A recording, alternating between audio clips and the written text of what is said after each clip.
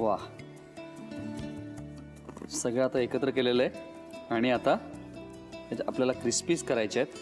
Crispies करण्यासाठी आपल्याला याचे छोटे गोळे करायचे आहेत. हे मिक्सचर आपलं तयार झालेलं आहे आणि आता आपल्याला याच्यात मी शेंगदाण्याचं भरड टाकतोय. याचे आपण गोळे करूया.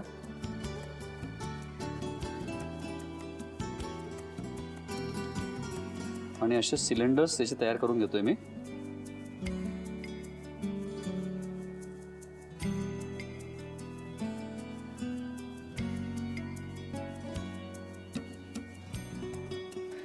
हे सिलेंडर्स आपण करून घेतोय. एक 15-20 करून घेऊ आपण आणि त्याला मस्त तळून घेऊ क्रिस्पी. बस आता याला आपल्याला तळून घ्यायचं आहे.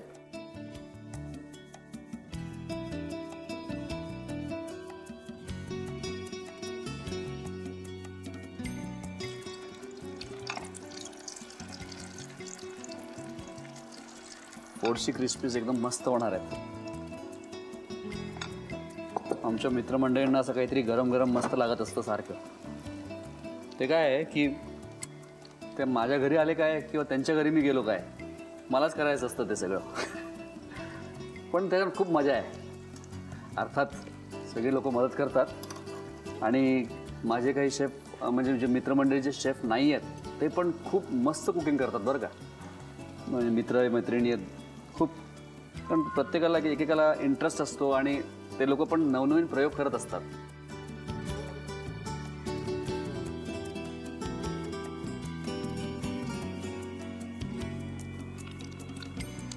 हा मस्त रंग आलेला आहे आणि एकदम क्रिस्पी अशा या फोडशी क्रिस्पी झालेल्या आहेत. आपली जी रेसिपी एकदम मस्त झालेली आहे.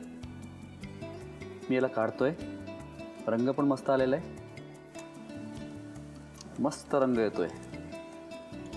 त्याला एक फ्राय व्हायला एखादा मिनिट लागणार आहे. मी याला क्रिस्पी फ्राय करून घेतो. तोपर्यंत तुम्ही साहित्य आणि कृती लिहून घ्या. फोडशी क्रिस्पीज साठी लागणारे साहित्य: चिरलेली फोडशीची भाजी, मसाला शेंगदाण्याची भरड, उकडून कुस्करलेला बटाटा, बेसन, चिरलेला कांदा, चिरलेला गाजर, चिरलेला कोबी, कापलेली हिरवी सिमला मिरची, साखर, आलं, लिंबू, बारीक चिरलेली हिरवी मिरची, लाल तिखट, मीठ आणि शेव. कृती: प्रथम एका बाउलमध्ये कापलेली हिरवी सिमला मिरची घेऊन त्यामध्ये चिरलेला कोबी, गाजर, लिंबाचा रस, अर्धा चमचा साखर आणि मीठ घालून ठेवावं. दुसऱ्या बाउलमध्ये उकडून कुस्करलेला बटाटा घेऊन त्यामध्ये मसाला शेंगदाण्याची भरड, शेव, चिरलेली फोडशीची भाजी, चिरलेला कांदा, 2 चमचे बेसन, आलं, लाल तिखट, बारीक चिरलेली हिरवी मिरची आणि सिमला मिरचीच्या मिश्रणातील भाज्यांचं पाणी काढून ते फोडशीच्या भाजीच्या मिश्रणात घालून सर्व मिश्रण एकजीव करून चवीनुसार मीठ घालावं. तयार मिश्रणाला उभा आकार देऊन मसाला शेंगदाण्याच्या भरडमध्ये घोळवून गरम तेलात फोडशीचे क्रिस्पीज तळून घ्यावेत आणि सर्व्ह करावेत.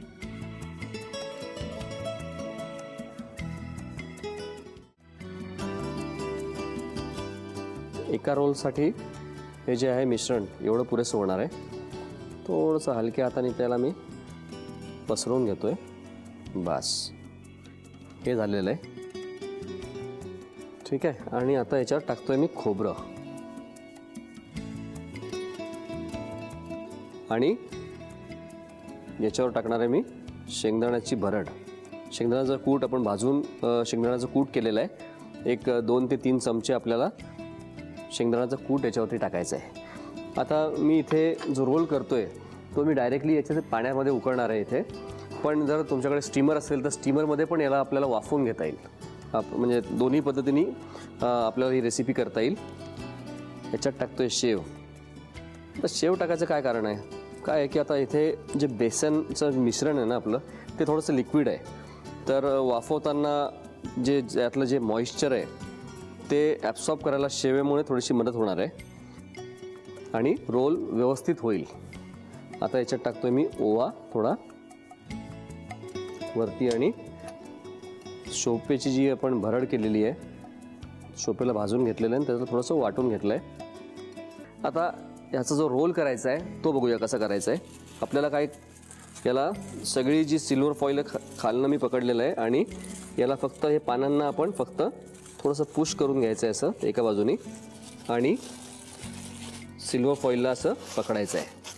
बस याला आपल्याला आता दोन्ही हाताने असं थोडंसं याला रोल करायचं आहे असं आणि असं रोल करून साईड्सला दाब द्यायचं आहे. पहिले साईड्सने थोडंसं दाबून घ्यायचं आहे म्हणजे त्याचा परफेक्ट रोल तयार होतो. हे बघा, याला आपल्याला फक्त फिरवून घ्यायचं आहे आणि आता हा जो रोल झालेला आहे बस सगळीकडनं मी फिरवून घेतोय थोड्या वेळाने, म्हणजे काय होईल की कुठलीच बाजू कच्ची राहणार नाही. बस याला एक 25 मिनटं झालेले आहेत आणि आता हे कुक झालं असणार आहे. आता मी गॅस बंद करतोय. तर एक काम करूया, याला काढून थोडंसं एक 5-10 मिनटं थोडं थंड झाल्यानंतर आपण याला फ्रीजमध्ये ठेवूया.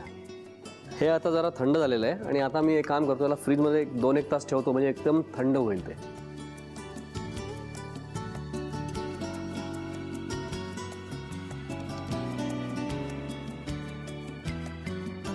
आपला मायाळू रोल आता थंड झाला असेल तो आपण काढून घेऊया फ्रीजमधनं.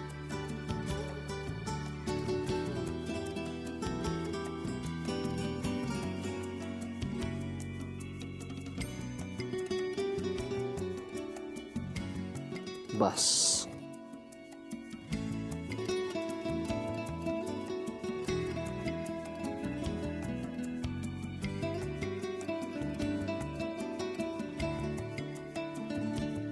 वा, मस्त झाला रोल.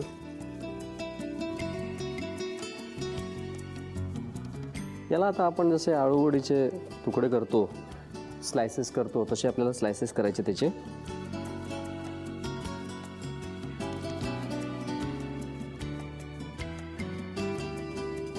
हे आपल्याला तुकडे करायचे आहेत आणि आपण याला शॅलो फ्राय करून घेणार आहोत.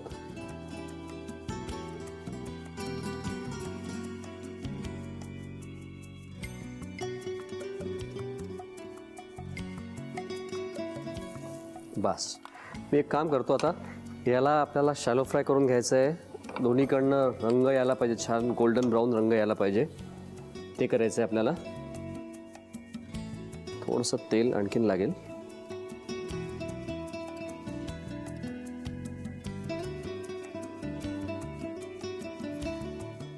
दोन्हीकडनं तांबूस रंग येईपर्यंत याला व्यवस्थित खरपूस असं याला आपल्याला शॅलो फ्राय करून घ्यायचं आहे. मी एक काम करतो, याला व्यवस्थित आणि दोन्हीकडनं रंग आणून घेतो, त्याला व्यवस्थित भाजून घेतो आणि प्लेटमध्ये काढून घेतो. तोपर्यंत तुम्ही साहित्य आणि कृती लिहून घ्या. मायाळू भाजीच्या वड्या बनवण्यासाठी लागणारे साहित्य: मायाळूची पानं, चिंचेची चटणी, बेसन, किसलेलं ओलं खोबरं, भाजून घेतलेल्या शेंगदाण्याचं कूट, शेव, ओवा, भाजून घेतलेल्या बडीशेपची भरड, खाण्याचा सोडा, बारीक चिरलेली कोथिंबीर, चिरलेलं आलं, गोडा मसाला, हळद, बारीक चिरलेली हिरवी मिरची, लाल तिखट आणि मीठ. कृती: प्रथम एका बाउलमध्ये पाऊण वाटी चिंचेची चटणी घेऊन त्यामध्ये पाऊण वाटी बेसन, 1 चमचा तिखट, अर्धा चमचा हळद, मीठ, 1 चमचा चिरलेलं आलं, अर्धा चमचा बारीक चिरलेली हिरवी मिरची, बारीक चिरलेली कोथिंबीर, 2 चिमूट खाण्याचा सोडा, 2 चमचे कच्चं तेल आणि पाणी घालून सर्व मिश्रण नीट एकजीव करून घ्यावं. त्यानंतर 1 चमचा गोडा मसाला घालावा. 3 सिल्वर पेपर वरती मायाळूची पानं एका रेषेत ठेवून त्यावर बेसनाचं तयार मिश्रण पसरवून किसलेलं खोबरं, भाजून घेतलेल्या शेंगदाण्याची भरड, शेव, ओवा आणि बडीशेपची भरड घालून त्याचा रोल करून घ्यावा. तयार रोल वाफवून घ्यावा. वाफवल्यानंतर 1 ते 2 तास फ्रीज मध्ये थंड होण्यासाठी ठेवावा. थंड झाल्यानंतर तयार मिश्रणाच्या वड्या पाडून तेलावर शॅलो फ्राय करून सर्व्ह कराव्यात.